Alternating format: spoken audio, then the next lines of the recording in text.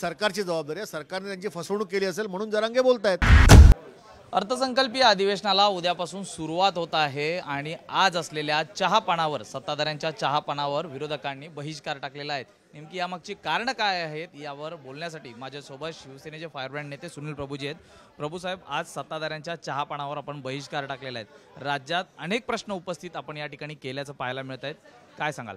असं आहे की चहापाण्यावर बहिष्कार का टाकला आहे, दोन्ही विरोधी पक्ष नेत्यांनी आपल्याला सांगितलं आहे की कायदा सुव्यवस्था बिघडलेली आहे, शेतकऱ्यांचे प्रश्न आहे, महाराष्ट्रात पाणी संकट आहे, समाजामध्ये तेढ निर्माण करण्याचं काम केलेलं आहे, मराठा आरक्षण देऊन देखील दोन समाजामध्ये भांडणं लागलेली आहेत, धनगर आरक्षणावरती भ्रह काढायला हे सरकार तयार नाही आहेत, पायाभूत सुविधा जी कामं आहेत ज्याची वल्गणा केल्या त्या अर्धवट आहेत। म्हणजे या सरकारमध्ये अनेक घोषणा करून देखील त्या घोषणा राहिल्या, त्याचा कुठेही त्या ठिकाणी नागरिकांना किंवा जनतेला फायदा होत नाही आहे। आणि ह्या प्रक्षोभक महाराष्ट्राची जनतेचा जो उद्रेक आहे आणि तो उद्रेक दिसावा म्हणून आम्ही चहापानावर बहिष्कार टाकला। दुसरीकडे आपण पाहिलं तर मराठा आरक्षणावरनं जरांगे पाटलांनी आक्रमक भूमिका घेतलेली आहे। उद्या ते मुंबईत येऊ इच्छित आहेत, सागर बंगल्यावरती म्हणजे देवेंद्र फडणवीसांच्या बंगल्यावरती धडकणार आहेत।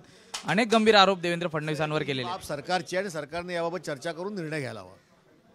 आरक्षणमुळे ज्या मागण्या आहेत जरांगे पाटलांच्या ते येत आहेत, कायदा व सुव्यवस्थेचा प्रश्न उपस्थित आहे। कायदा सुव्यवस्था पाळणं आणि आंदोलकांना चर्चा करून त्यांना त्यांची जी काय गोष्टी आहेत त्यांच्या पदरात पाडून देणं ही सरकारची जबाबदारी आहे। सरकारने त्यांची फसवणूक केली असेल म्हणून जरांगे बोलतायत।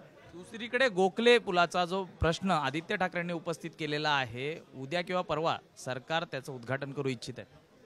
असं आहे की गोखले पुलासाठी आदित्य ठाकरे यांनी प्रयत्न केले, ते त्या मंत्री असताना त्यांनी त्याचा पाठपुरावा केला।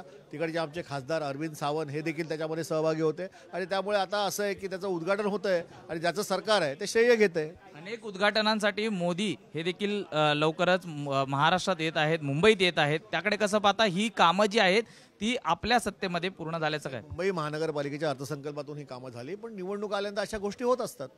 आपण पाहिलं की निवडणुका आल्या की नवीन नवीन उद्घाटनाची कामं ही सत्ताधाऱ्यांकडनं केली जातात। अतिशय गंभीर आरोप सुनील प्रभूंनी केल्याचं पाहायला मिळत आहे।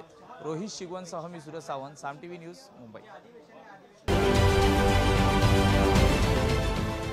देश विदेशातील प्रत्येक घडामोडींचे लाईव्ह अपडेट मिळवण्यासाठी आता साम टीव्हीच्या सर्व सोशल मीडिया प्लॅटफॉर्मला लाईक, फॉलो आणि सबस्क्राईब करा।